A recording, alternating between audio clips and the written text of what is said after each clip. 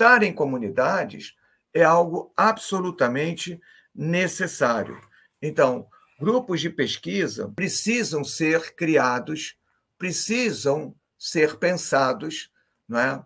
De modo que você que está a fim de estudar o Jesus histórico, você que está a fim de estudar mulheres no cristianismo originário, você que está a fim de estudar um evangelista em particular, você que está pensando, não é, em crescer na área da história do cristianismo, que você tenha um lugar para estar.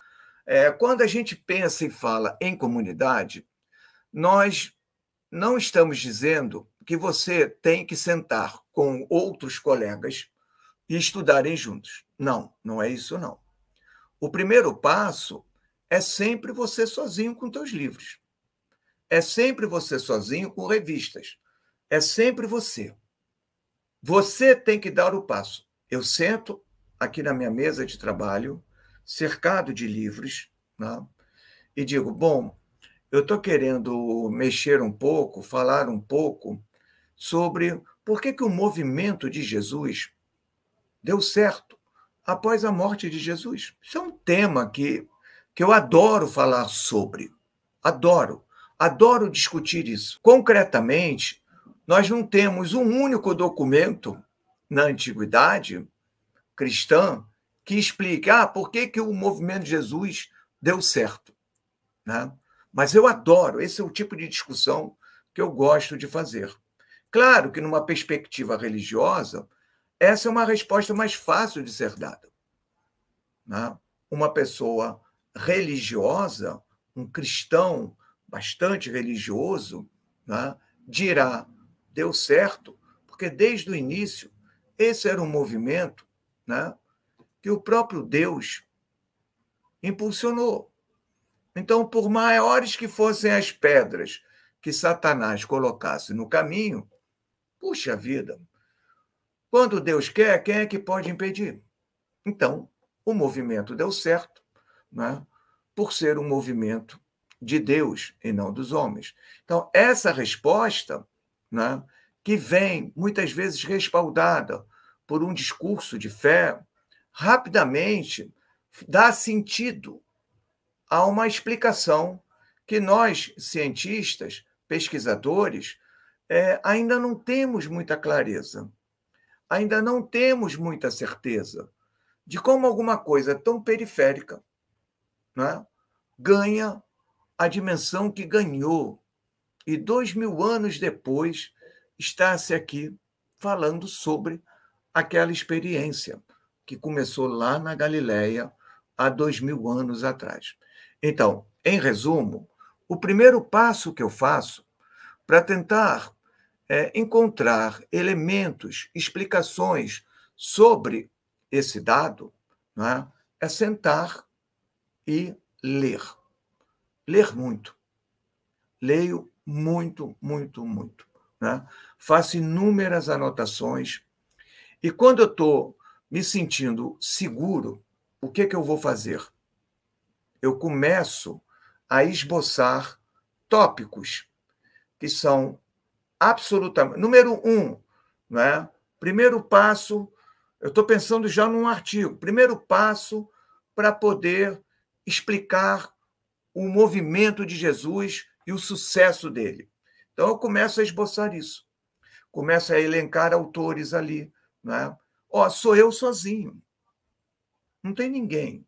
Ninguém vai estudar por você. Ninguém. Ninguém vai abrir um livro, né, por você. Uma revista por você. Ninguém vai pegar um documento, uma documentação e vai ler para você. Então, mesmo eu incentivando, né, e mesmo eu dizendo, como eu irei dizer, dos benefícios de se estar numa comunidade, esses benefícios não invalidam um ponto de partida anterior. E qual é o ponto de partida? Você botar a bunda numa cadeira e estudar. Estudar. Mas, Chevita, vamos lá, cara. Eu não tenho esse tempo que você tem. Eu não tenho. né? Eu preciso trabalhar todos os dias. Você, por acaso, Chevita, ao entrar na universidade, você acabou, de alguma forma, sendo, entre aspas, privilegiado, porque boa parte do seu tempo você pôde estudar. E você ainda era remunerado por isso. Mas eu não, eu tenho que fazer outras coisas, né? Mas nunca compare se você tem o mesmo tempo que eu, mais tempo do que eu ou menos tempo. O importante é, do pouco, do médio ou do muito tempo que você tem, né, faz-se necessário você usar esse pouco tempo, o médio tempo ou o muito tempo, botando a bunda na cadeira, né, e com toda a tranquilidade, abrir um livro e começar a ler. Então, o primeiro passo parte de você. Esse é o primeiro passo. Então, conforme eu estava falando, eu começo a elencar elementos, tópicos. E aí, eu estou de olho no calendário, né, dos encontros acadêmicos, dos congressos. E aí, o que eu faço?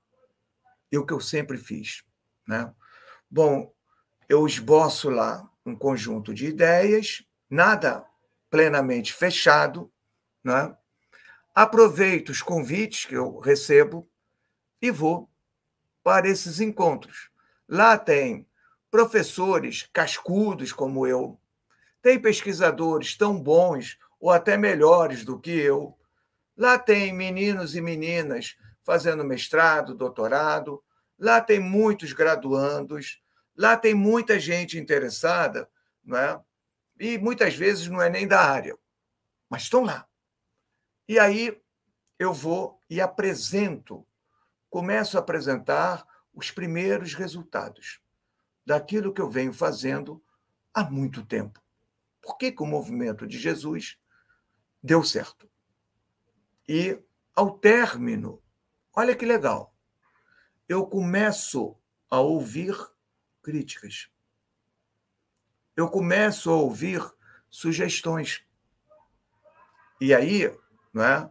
Essas críticas, essas sugestões, eu vou anotando. Todas, eu anoto todas. Não é? Muitas que vão sendo feitas, não é, no processo, eu vou dizendo, não, eu penso comigo, não, essa não é uma boa crítica, por isso, isso. Né? Mas eu anoto, vou anotando. E recebo tudo isso, volto para estudar. Repararam? Olha só, na minha troca, eu também pude ensinar e pude aprender. Esse é o primeiro benefício de se estar numa comunidade. Você ensina, mas você também aprende. E você ensina para pessoas que gostam do que você gosta e aprende coisas com pessoas que gostam do que você gosta. Então, esse é o primeiro benefício de se estar numa comunidade. Na medida em que eu vou me tornando um expoente na pesquisa, vou me tornando uma referência onde os meus pares me respeitam. Pô, esse aí é o Chevitarese. Ah, esse é o André. Esse é o cara, pô, que vale a pena a gente perder alguns minutos com ele, porque ele, pô, conhece bem o assunto. Na medida que eu fui adquirindo esse conhecimento e sendo respeitado pelos pares, né, eu dei um segundo passo, e isso é muito importante para vocês. Esse é a segunda dica. Né? Eu passo a ser o cabeça da comunidade. Porque se não tiver nessa comunidade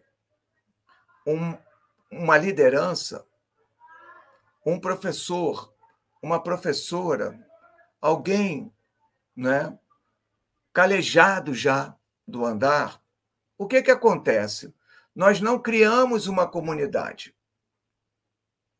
Nós criamos uma Babel, aonde as pessoas estão juntas, gostam de falar das mesmas coisas, mas cada um fala uma coisa. E muitas vezes, não é, na base da comunidade, não é, essa base está precisando de encontrar um determinado expoente, uma determinada pessoa com muito mais leitura, com muito mais competência, para dizer: olha só, a discussão por esse caminho, não por esse, né, não vai chegar a um bom termo. Então, por que o movimento de Jesus deu certo?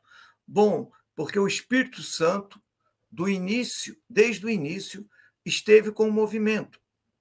Aí, como nós estamos querendo criar uma comunidade onde o tema não passe por questões de fé, por questões religiosas, se não tiver uma liderança ali, um líder da pesquisa, né, isso vai embora como se pesquisa acadêmica fosse.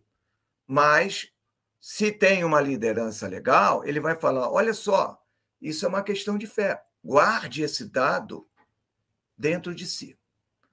Coloque essa informação no teu coração e viva essa expectativa de que, desde o início, esse ente que compõe uma trindade esteve, não é, ao lado daquelas primeiras pessoas que aderiram à ideia e seguiram. Mas isso não pode ser provado.